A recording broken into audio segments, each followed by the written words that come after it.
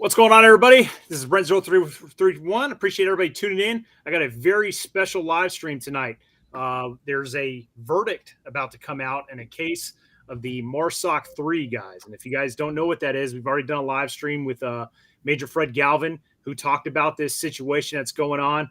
And we got special guests tonight. We've got coming back. We got Major Fred Galvin back with us. He's been on our stream a few times, talking about different things. He's had his own situation. Major Fred Galvin served 26 years in the United States Marine Corps. He was an infantry officer. He served in the reconnaissance community, but he was a commander of Marine Special Operations Company Foxtrot, and they got in a heated firefight in Afghanistan, and essentially they were dragged through the mud by the higher ups, and the stuff went on for years. He was the target of a special court of inquiry, and he is no stranger to the military court and justice system. So he's taken a very keen look at this situation that's going on, and he's been stumping for these guys, and we're glad to have him back so that he can talk about this. So Fred, welcome back. Thank you. Appreciate being back, Brent. All right, our next special guest should be no stranger. You guys have seen him around. This is Lieutenant Colonel Stuart Scheller. And he made a lot of headway, guys, when we saw the Afghanistan pullout that resulted in 13 U.S. service members being killed, 11 Marines, 1 Navy corpsman, and 1 soldier. And he essentially put everything on the line after 17 years of service to demand accountability from higher ups. So, again, no stranger to the U.S. military justice system and proceedings. So he and Major Fred Galvin are on tonight to talk about this situation. But Stu, thanks for jumping on with us tonight. Absolutely, Brent. Thanks for having us on. All right, guys. Well, I'm going to open up the floor to you guys. Okay. Well, I appreciate very much having you host both of us, Brent. The purpose of our conversation tonight is there's an upcoming verdict. Like you just described, this case has been ongoing for 3.5 years. And we'd like to talk about a couple surrounding and tangential areas that impact this case and some of the two-tiered justice system that is in play here. As we know, these Marines, they went overseas. We're talking specifically 2 Marine raiders and a corpsman assigned in Marine Special Operations Command. They were overseas in Iraq. An altercation occurred, and it led to a fight where Gunnery Sergeant Dreher was punched twice in the face by Rick Rodriguez, who was a Lockheed Martin contractor. After he was assaulted in the face twice, and Rick Rodriguez was coming in on a third attempted strike. There you see Gunnery Sergeant Josh Negron, who's another Marine Raider, came in, utilized 1 punch to the face. And these Marines, as we'll describe here in a second, were doing what they were trained to do. And everybody can, be the critic and find flaws in every single thing. But now we see all 3 of these, to include the Marine who was assaulted twice, and the corpsman who came in and provided immediate first aid. And they did what we expect our senior staff non-commissioned officers and our chief petty officers to do. They immediately reported it. They demonstrated integrity. They treated the individual. They showed extreme restraint. Everything that we teach guys from boot camp, Marines only destroy what's necessary. They use minimal amount of force. They treated the patient. He was evacuated. Regrettably, he died 4 days later. And that's kind of where this situation picks up. So these 3 all had their security clearances stripped of them, all their special operators proficiency pays eliminated. 2 of the 3 were selected for promotion for the last 3.5 years. That's been postponed, and they've all been relegated to menial duties where they really are not in the roles that they should be. They're just everybody's heard the joke, and unfortunately it's not a joke, that you'll be handing out basketballs at the gym or in charge of the barracks.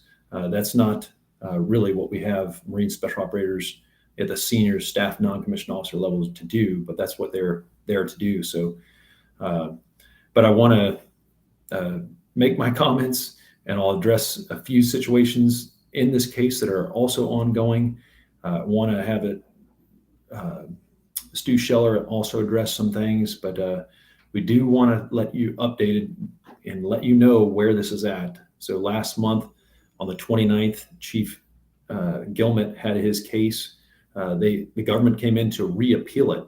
His case was dismissed with prejudice on the 9th of February, 2022, because of the unlawful command influence against Chief Gilmet. As people remember, back in November 2021, Colonel Shaw, one of the senior Marine judge advocates at Headquarters Marine Corps, came down from the Pentagon and had a conversation with 8 Marine Corps judge advocates in Camp Lejeune, where they used certain terminology that, when I say they, I mean Colonel Shaw used the verbiage that he squared his shoulders, looked directly at Captain Thomas, who was Chief Gilmet's military defense counsel, and said, if you were referring to working on these cases, specifically the MARSOC 3 case, he said, you can be protected, meaning that your fitness report can protect you, but you will not be shielded. And so that compromised the case. Captain Thomas felt he was no longer able to do it, so he had to, he rescinded his protection and his defense, and now all 3 of them have new attorneys after they've been working with these attorneys for over 3 years. That really compromised the case, but it went into the court of law, as I mentioned, on 9 February 2022. It was dismissed by a Navy commander who was the judge, and now the government on the 29th of June has appealed this because they want to continue to prosecute Chief Gilmet. The week prior, on the Thursday, a month ago, the 2 Marine gunnery sergeants were also, they had a hearing, and right now we're waiting the verdict on these 2. It's not a jury case, but the judges will decide here soon. So that's what we're wanting to talk about, and what actions can take place in order for all the listeners to engage their members of Congress, so that this case is dismissed. This was a self-defense case. So without any other items, I'd like to have Stu Scheller make some of his comments regarding how he sees this case. I know he was assigned to the Marine Special Operations Command as well, and what he knows specifically about the MARSOC 3. Hey everybody, Stu Scheller.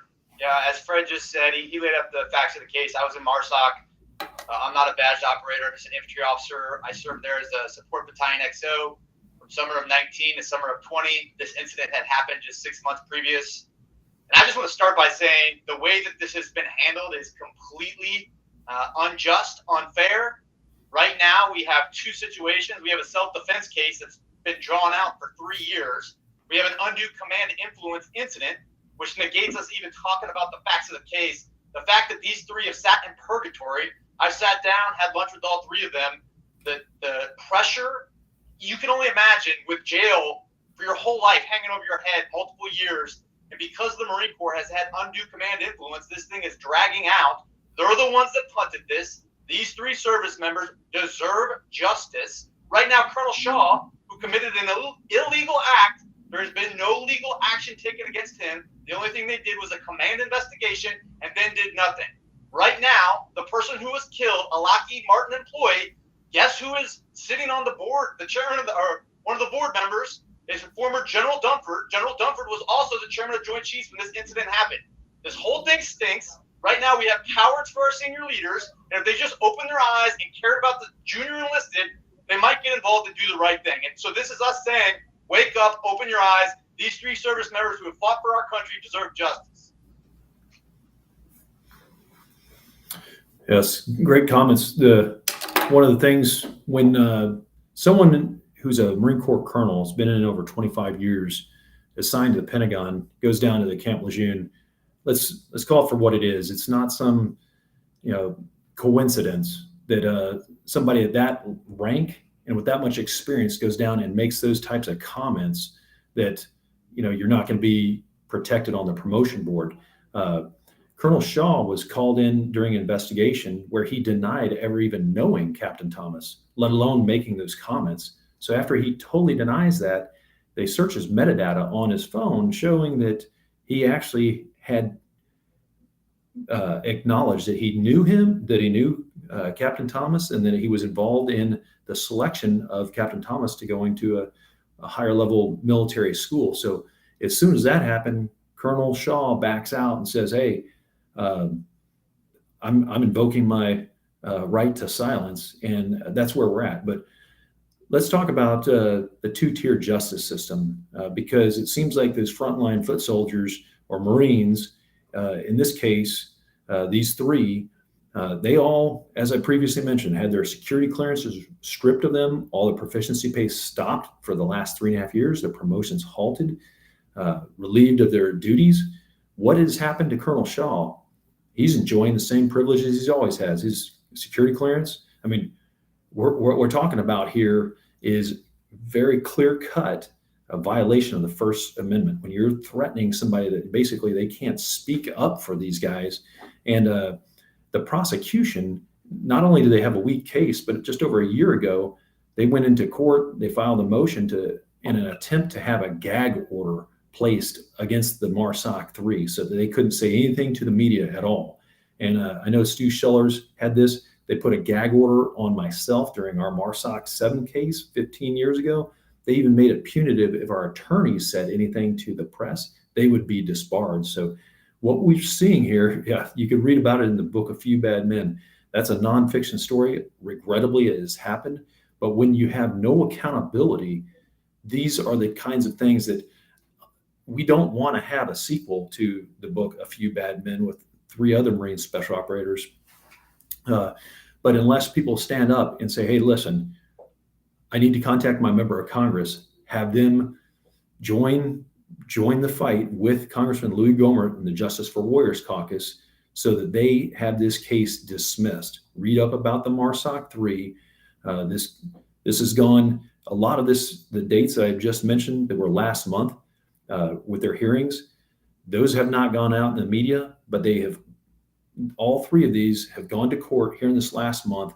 In civilian cases, they've had cases adjudicated within 14, I believe it's like 14 minutes at the fastest, and over 114 is the longest. But we don't let these things drag out. Some of the Marine Corps' leadership traits as far as justice, decisiveness, judgment, it's just showing not just poor judgment, but it's showing that this is a political ploy when they have to get, it doesn't take a Marine officer over, we're talking colonels who are the judges. It doesn't take them over a month to figure out by watching the videotape, and they saw this big 275 pound Goliath come in and club this guy twice. His hands were down by the side. And they used one punch. And that's what we teach our Marines starting in Marine Corps martial arts is they're ethical warriors. They use a minimal amount of force, and they're required, as everybody here knows, to demonstrate standards of performance for Marine Corps martial arts from the time they're in boot camp all the way through the belt system until they get out of the Marine Corps. They didn't use a weapon. They didn't gang up, all 3 of them, and jump on Rick Rodriguez. They didn't go after the 7 other buddies that surrounded the MARSOC 3 because Rodriguez had 7 of his mates encircle them. They didn't use, Marine Corps martial arts teaches one mind, any weapon. They didn't use any weapon. They didn't kick them. They didn't use foul language. They did what I described. They used one punch. They immediately reported, immediately gave first aid. They treated him until they were relieved, and unfortunately, he died. That was not their intentions, but the Marine Corps is making a situation where they bring this not to a low-level hearing. Of the 3 different types of court martials, this is the highest. This is a general court martial, and when you're charged with Article 134, negligent homicide, that carries the death penalty as a max punishment. So this isn't having a 7th can of beer in the barracks or some kind of minor violation. This is something that we're talking pine boxes here. But the main thing, the Marines did what they were trained to do. The Marine Corps came out. This is one other point. Last April 2021, the Marine Corps came out with a new policy that prohibits certain activities like hazing and bullying. 7 months later, Colonel Shaw decides just to take a journey from the Pentagon and right on down to Camp Lejeune, North Carolina, where Stu Scheller and during our MARSOC case, something's going on in the woods where they just love to just abuse this power. And less than 7 months after writing this new Marine Corps order that says, you have to treat all Marines with dignity and respect, they go down there and they threaten, to destroy this guy's career, that he won't get promoted and he won't get assigned unless he does what Geppetto, their Colonel Shaw, tries to tell him to do, if he'll play ball. That's what goes on in a mob or a place like Tehran, not in the United States Marine Corps. And if the citizens sit back and just listen to this and roll over and do nothing, well, these Marines will probably have similar fates as some of us others have. But if they take action, and that's what's happened in previous cases, people have signed petitions, they've contacted their congressmen, they've addressed this matter in the media, like we have in America with our rights to the freedom of speech. In our case, we won, but that was because the people stood up. Honorable members of Congress, such as the late Congressman Walter Jones, fought to make sure that Marines were not railroaded. But this is on all the people who care about American Marines and their morale to address this for what it is. If they had a strong case, they would have already prosecuted it. But taking a month, there's an odor there, and it ain't what that pile is in front of us. It's not chocolate chip. You don't need to bite into it to figure that out. Yeah, there's a couple of things. So one, the one thing you can do is contact your congressman. People need to make noise. The problem is right now, the military has not the systems of checks and balances that our American government has, right? So Congress has control of the DoD budget, but they refuse to use that as a lever of control. The president doesn't fire generals for warfighting capability, he fires them for every other reason. The military inside, silent obedience is what keeps it moving, so they typically don't speak out. And then the people that are accused of a crime get put under a gag order. In my trial, the commandant sent his personal lawyer down to assist in the prosecution. There's no civilian oversight checking. The Marine generals can investigate themselves and then find that they did nothing wrong. And it stinks. And so what the problem is these three Marines can't even talk about the facts of the case because their lawyers have advised them not to. We're not even talking about the facts of the case. We're talking about the undue command influence, the illegal action taken by the Marine Corps to try and influence this outcome, and now the unjust amount of time that it has taken. I can't even imagine. I mean, my whole ordeal was 6 months from when I posted that first video until I got court-martialed, sent to jail, sent on my way. 6 months. I cannot imagine 3 years of that purgatory just hanging over my head where you can't move on with your life. And it's completely unfair. And they can't talk about it. So that's why Fred and I are on here trying to just bring some attention to it.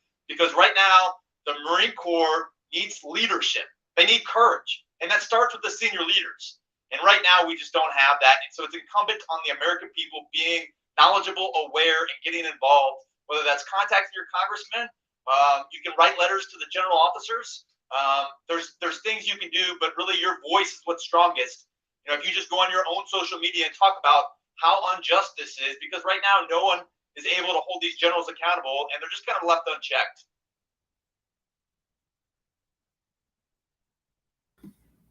Yes. So what we have here, to be very clear, and I know some people have said, like, well, you've got to respect the ranks of these generals. And it's like, well, it's a two-way street.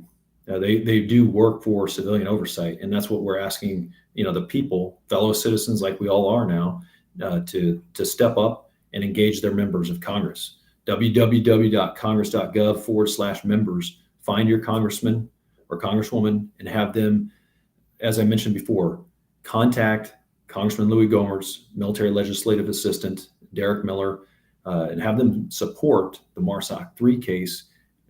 Join ranks so that they can dismiss this case. What Stu has just mentioned, as far as that demonstration of courage, we see, bottom line, if you want to just say, hey, well, these generals, you got to respect them, you're allowing people to get railroaded. I'm not some sea lawyer, but I do know if the government had a strong case, it wouldn't have taken 3.5 years. This happened New Year's, January 1st, 2019. We are waiting over 3.5 years. And the verdict's still not out after over a month. Here you see Gunnery Sergeant Danny Dreher.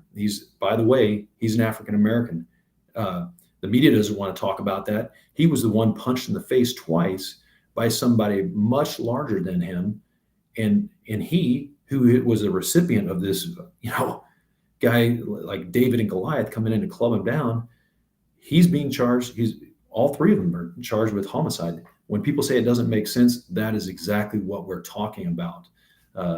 Again, Gunnery Sergeant Negron, who threw the one punch, used the minimal amount of force. He used restraint, decision. He could have done. There's Gunnery Sergeant Negron.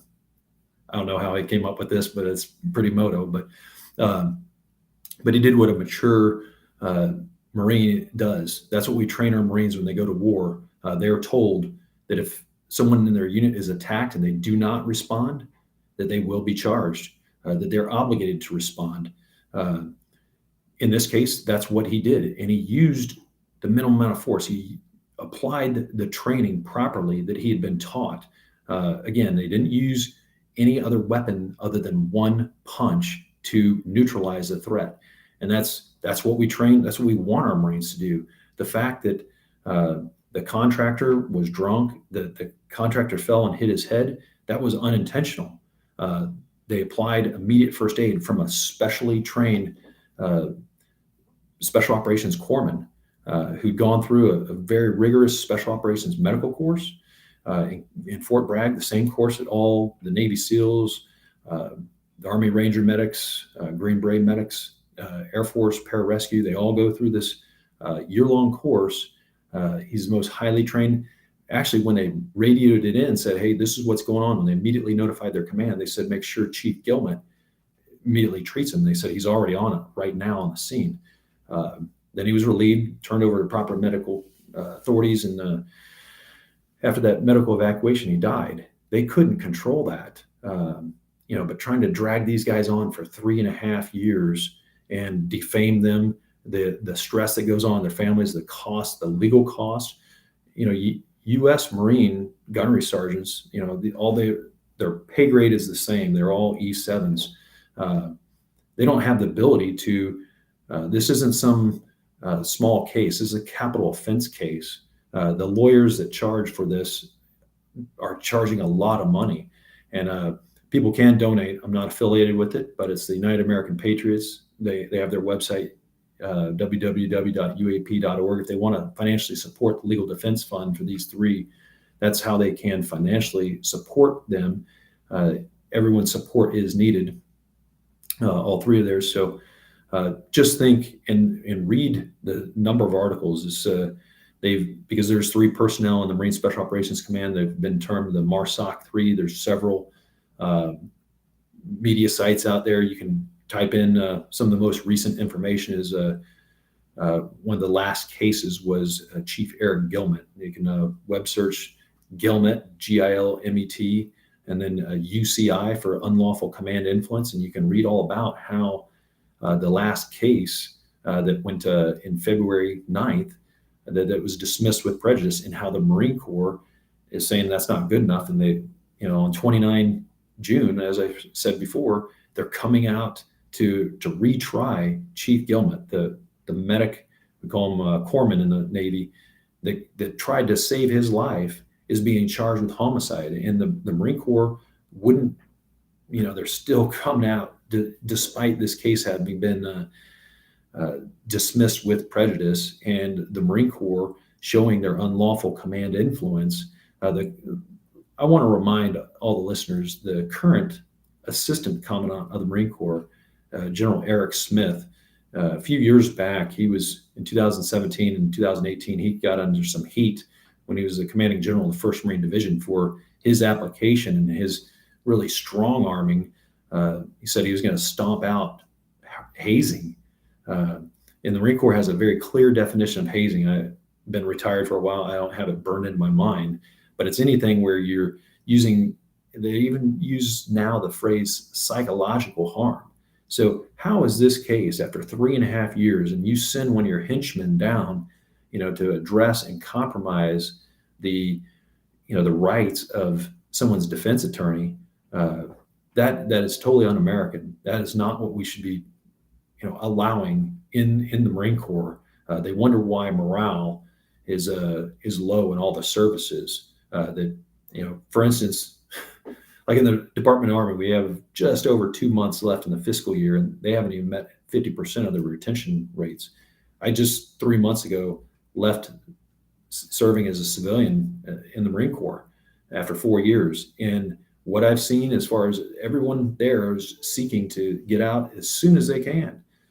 This is bad, and this only adds to it. So the way you restore this is you bring it into broad daylight and you have these discussions. You mention this to your members of Congress. That's how our American Republic works. But if everybody stays quiet or allows their member of Congress to just ignore this, then we're going to have continued problems.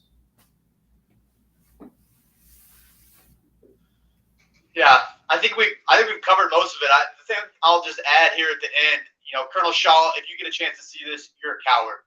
And I hope one day, if you stay in the military and don't get the justice you deserve, I get to a position of power and our paths cross again. General Berger, be a leader at some point. You're so focused on being a toy maker and how to fix the Marine Corps from a tactical standpoint, you're missing your leadership responsibility. And it's across the board. I mean, we can go through all the examples, but this is just another one. And why my heart bleeds is because it's 3 Marines that gave their life to their country, got caught up in an unfortunate situation. Not saying that there wasn't some mistakes that was made on their part, but the way this has been handled for 3.5 years is completely unacceptable. And I demand more from my leaders. And we'll see where this goes. But hopefully Americans start to understand the facts of this case. Yes. Last thing I'll add, Brent, is all the listeners and viewers, please visualize what these guys have gone through. They joined right after the Twin Towers fell. So that's in the backdrop of they saw this, and what they do, they didn't want to rush to go to college or anything, which they all could have. They went into the recruiter's office and enlisted to serve in combat, and that's what drew them into Marine Special Operations. I'm not taking a jab, but these guys were not assigned to 10th Typewriter Battalion, PowerPoint Platoon. These guys are Marine commandos, and that's the life they served, and they repeatedly went on combat deployments. And that's where they were at when this occurred, was in Iraq. So they weren't skirting their responsibilities. These weren't guys with low regulations and your bottom 10%. These were the top 1%.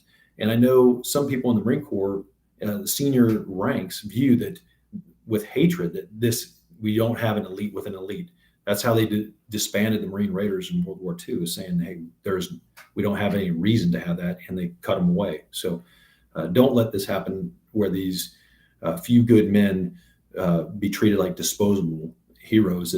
They are heroes, and this case needs to be dismissed. And that is only going to occur when there's media and there's pressure from members of Congress. So I urge you to, those of you who are listening, some people know members of the media, this case has to get to them.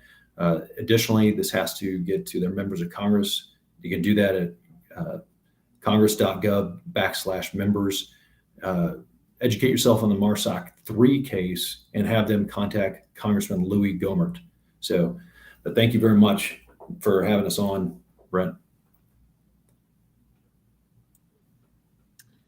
That's great. I appreciate you guys jumping on. I know this is completely last minute. So thanks for reaching out to me, Fred. And Stu, never would have thought you would have been on my YouTube channel, but I appreciate you jumping on, man. You guys have been outstanding guests, and I'm glad to have hosted you tonight. So thank you very much. Appreciate it. I do want to plug Fred's book, Few Bad Men, just came out recently. Make sure you guys check that out on Amazon. And as I was talking to you, Stu, before we went live, you mentioned that you have a book coming out soon. Can you give our audience, some insight on that? Yeah, I have a book that's coming out. It's called Crisis in Command. It talks about the same injustice that our 3 warriors are going through right now, similar to Fred's book. It's just more examples of the same. I think we're starting to open people's eyes, but this show really is about the 3 members, the MARSOC 3, that we need to bring attention to. And I just hope justice finds its way through this process.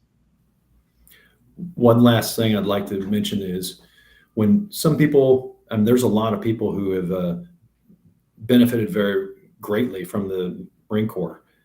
It's taken care of them and their families, and I recognize that. It's provided them education, skills, a good way of life. But I want to address that particular audience, that the case that we have described is a factual case. What happened in the book that I wrote, A Few Bad Men, is a nonfiction story. And a lot of people don't want to admit that. The Marine Corps has never said a single word about it. They tried to gag us. They fought against me for 11 years to keep that courtroom material classified. And that was a garden variety gun battle on the side of the road. This was not Jason Bourne's knock list. They had no reason to classify it to begin with. But what did they do? They tried to suppress it, and I had to have 2 separate lawyers file in federal court to get that information redacted, because it showed not only the testimonies of all those senior officers that they thought they were protected for life because if they put them in a classified session, they moved the media on out. That is called censorship. That's not what goes on in America. I mean, if it's classified, I understand, but none of this needed to be. So those individuals have now been revealed, and their testimonies out there.